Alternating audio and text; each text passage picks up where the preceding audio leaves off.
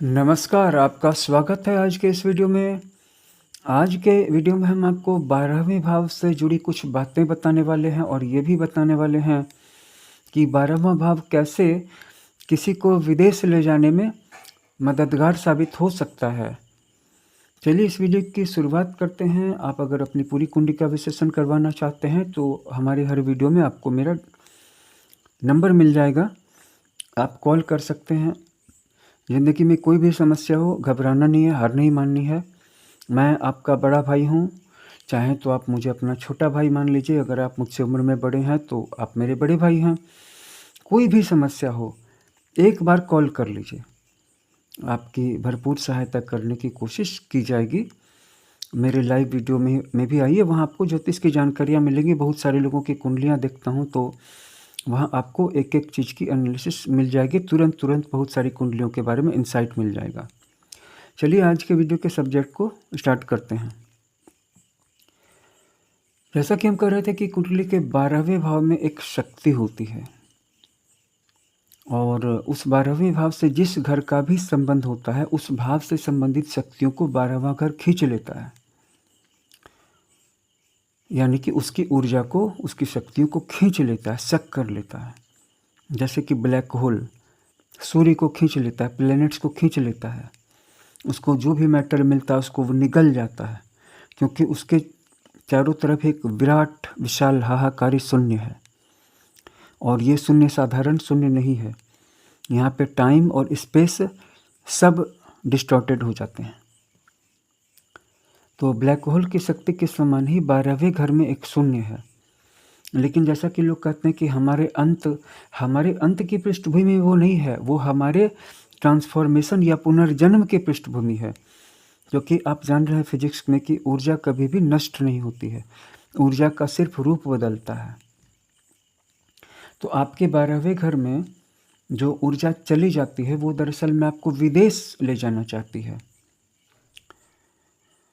हर एक व्यक्ति कभी न कभी सोचता है कि मैं विदेश जाऊं, भले ही घूम के चला आऊं या फिर किसी अच्छे देश में रहूं। अपने देश में भी लोग अच्छी जगहों पे रहना चाहते हैं, जिस जगह पे क्राइम रेट बढ़ा हुआ है, जिस जगह पे इलिटरेसी ज़्यादा है, जिस जगह पे पॉपुलेशन ज़्यादा है या और सारी सामाजिक समस्याएं हैं। तो जब भी कोई कैपेबल हो जाता है तो वो सबसे पहले ये सोचता है कि मैं अच्छी जगह पे जाऊं। उनमें भी जो लोग ज़्यादा कैपेबल हो जाते हैं वो विदेश जाना चाहते हैं, विदेश में बस जाना चाहते हैं। अगर उनका व्यवसाय अच्छा चल रहा है या फॉरेन वीज़ा लग गया है, जॉब मिल गई है, तो वो फिर एक अच्छी जगह की उम्मीद में फॉरेन चले जाते हैं। तो किसी की भी कुंडली में फॉरेन कोई कब जाता है, कैसे जाता है? तो 12वें घर से संबंध होना चाहिए किसी कारक ग्रह का। अगर आप ज्योतिष की किताबों को पढ़ेंगे तो आपको लग्न और चौथे भाव के बारे में कुछ मिलेंगे कि जैसे मिल जाएगा कि 12वें घर में पाप ग्रह हो या चौथे घर में पाप ग्रह बैठे हुए हैं या 12वें घर में लग्नेश या चतुर्थेश बैठा हो या चतुर्थ भाव में कुछ पाप ग्रह बैठे हों। ये सारी बातें एक फैक्ट को रिवील कर रही हैं। बहुत सारे लोगों की कुंडलियाँ मैंने देखी, बहुत सारे लोग विदेश गए, अभी भी रह रहे हैं। कुछ लोग विदेश जाके रह के अब वापस आ गए स्वदेश। तो स्वदेश और परदेश का जो ये लिंक है, ये 12वां घर है। तो हमारे 12वें घर से जब हमारे किसी भी कारक ग्रह का कोई कनेक्शन हो जाता है, संबंध हो जाता है, जैसे लग्नेश का हो गया, लग्नेश 12वें घर में बैठ गया, तो ऐसे व्यक्ति की शरीर की सारी एनर्जी, उत्साह चला जाएगा। उसको लगेगा कि मैं कितना कमज़ोर हूँ, उसको वीकनेस की फील होगी, उसको निराशा की फील होगी, ज़िंदगी में हार की भावना बढ़ेगी। बहुत तरह की बातें, मैं 2-3 बातों को बतला रहा हूँ, ऐसी सैकड़ों चीज़ें हैं ज़िंदगी में। जैसे अच्छी अनुभूतियाँ सैकड़ों नहीं हज़ारों हैं, ऐसी बुरी अनुभूतियाँ भी सैकड़ों नहीं हज़ारों हैं। लग्नेश हमारे शरीर का कारक है। शरीर के अंदर में काम करने की इच्छा, शरीर के अंदर में एक स्वाभाविक रूप से खुश रहने की प्रवृत्ति। क्यों कुछ लोग हमेशा खुश रह लेते हैं और क्यों कुछ लोग हमेशा उदास से रहते हैं, यही सारी बातें हैं। तो लग्नेश की ऊर्जा चली गई 12वें भाव में, क्योंकि लग्नेश 12वें भाव में बैठ गया। तो असल में 12वां भाव उसको विदेश खींच रहा है, वो कोऑपरेट नहीं कर रहा है, वो कोऑपरेट नहीं कर रहा है। बस इसी वजह से जो उसका लग्नेश है उसकी सारी ऊर्जा को कम कर रहा है। अगर वो इस प्रोसेस को समझ ले कि मेरा लग्नेश 12वें भाव में इसलिए बैठा है कि ये मुझे विदेश जाने की तैयारी करने के लिए कह रहा है, तो वो उस प्रोसेस को सहयोग करेगा, उसके साथ कोऑपरेट करेगा। किसी का चतुर्थेश 12वें घर में बैठा हुआ है, तो चौथे घर में की जो भी एनर्जी है, जैसे घर का सुख, घर की सुख शांति, माता का सुख, वो 12वें भाव में, तो इसमें कुछ कमी आ जाएगी इस चौथे घर की एनर्जी में। लेकिन क्योंकि 12वें घर में चला गया तो 12वां घर चौथे घर की ऊर्जा को खींच रहा है। चौथा घर अगर पॉजिटिव भी है, जैसे कि कुछ लोगों की कुंडली में चौथा और 9वां घर एक ग्रह का होता है, जैसे मंगल, मेष और वृश्चिक, या वृश्चिक और मेष, या फिर वृष और तुला, एक केंद्र और एक त्रिकोण। तो चौथे घर का स्वामी अगर 12वें में चला गया तो उसको लगेगा कि यहाँ जहाँ पर है किसी चीज़ की कमी है, कोई चीज़ मिसिंग है, किसी चीज़ का अभाव है, ज़िंदगी में किसी चीज़ की कोई कमी है, और 12वां घर उसकी ऊर्जा को खींच रहा है। अगर वो उस प्रोसेस को कोऑपरेट करेगा तो वो चौथे घर के एलिमेंट्स के माध्यम से विदेश जाएगा। किसी के 9वें भाव का स्वामी गया हुआ है 12वें भाव में, तो उसके यहाँ के भाग्य में कमी आ जाएगी, क्योंकि भाग्य की ऊर्जा चली गई है विदेश में। अगर 9वें भाव का स्वामी 12वें घर में जाके अस्त हो गया, नीच का हो गया, तो विदेश जा कर के भी निराशा लगेगी। लेकिन अगर 9वें भाव का स्वामी 12वें घर में जाके उच्च का हो गया तो उसकी ज़िंदगी में बहुत ज़्यादा दुख क्रिएट हो जाएंगे यहाँ पे। क्यों? क्योंकि अब 12वें घर में बैठ के वो अत्यधिक ताकतवर हो गया, और विदेश में खींचने वाली शक्ति उसकी वर्तमान ज़िंदगी में, वो जिस देश में भी है, बहुत बड़ा गड्ढा खोद देगी, बहुत बड़ा होल क्रिएट कर देगी उसके लिए, ताकि वो हर हालत में विदेश जाए। अगर वो इस प्रोसेस को समझ जाएगा कि मेरी ज़िंदगी में जो अशांति हो रही है क्यों हो रही है, तो वो उसको कोऑपरेट करेगा। और अगर उस प्रोसेस को होने देगा, बिल्कुल अलाउ करेगा, तो उसकी इस जीवन में, वर्तमान के जीवन में, यानी वर्तमान में वो जिस समय में, जिस देश में, जिस शहर में है, वहाँ भी उसको अच्छा लगने लगेगा और फॉरेन भी चला जाएगा।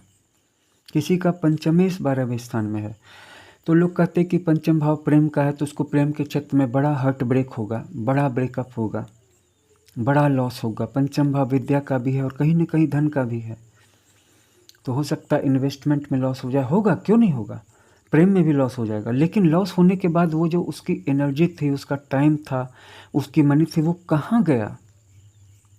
12वां भाव उसको खींच करके ले गया विदेश में, उसने उसको भेज दिया, और वो उसको विदेश में फिर से मिल जाएगा। क्योंकि ज़िंदगी में हम जो भी चीज़ें खोते हैं उसको फिर आगे चल करके पाते हैं।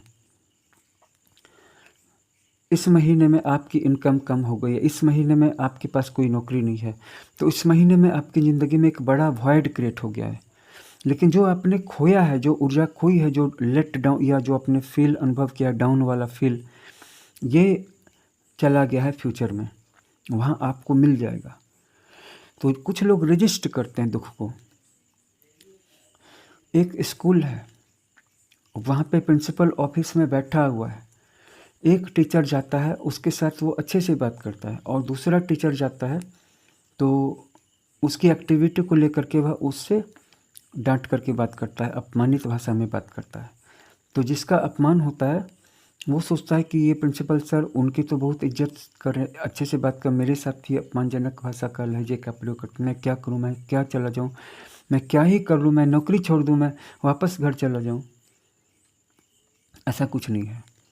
जो अभी आपसे लिया जा रहा है वो फ्यूचर में आपको फिर दे दिया जाएगा। अगर आप इसको समझ लेंगे, आप अगर इसको कोऑपरेट करेंगे, तो ये ट्रांजिशन आसान हो जाएगा। और अगर आप खुद ही वो काम करें तो किसी और को अपमानित करने की, किसी और को आपको आपकी नौकरी से निकालने की ज़रूरत क्यों पड़े? तो ज़िंदगी जो है कान में घंटा बजा के नहीं जगाएगी, है ना? ज़िंदगी कभी कभी आपको एक फ्लैश मैसेज दे देगी। फ्लैश मैसेज आता है और गायब हो जाता है आपके स्मार्टफोन में, वो उस एसएमएस की तरह वहाँ पे दर्ज नहीं हो जाता है, वो आता है और चला जाता है। अगर आप उसे सेव करते हैं तो सेव रह जाता है। तो राइटिंग कीजिए, फ्लैश मैसेजेस को लिख लीजिए, स्मार्टफोन में नोटबुक में लिख लीजिए, वॉइस रिकॉर्डिंग में लिख लीजिए, ये आपके लिए एक बढ़िया रिमाइंडर हो सकते हैं। ध्यान कीजिए और ध्यान दीजिए कि ध्यान कीजिएगा तो आप अपने अंतर मन में आने वाले फ्लैश मैसेजेस को या बाहर से आने वाले डिवाइन मैसेजेस को, एंसेस्टर्स से आने वाले मैसेजेस को, एंजल्स से आने वाले मैसेजेस को, गुरुज से आने वाले मैसेजेस को, हायर रियल्म से आने वाले मैसेजेस को ऑब्जर्व कर पाएंगे। मैसेजेस आपको अभी भी मिलते हैं, लेकिन जब आप जागते हैं तो भूल जाते हैं, क्योंकि बाह्य मन का अंतर मन से कनेक्शन नहीं है। ध्यान कीजिए तो वो कनेक्शन रिस्टोर हो जाएगा। उसको लिख लीजिए, आपकी ज़िंदगी बदल जाएगी। और मेडिटेशन करने का मतलब ये नहीं कि हर समय मेडिटेशन करना है, दिन रात मेडिटेशन करना है।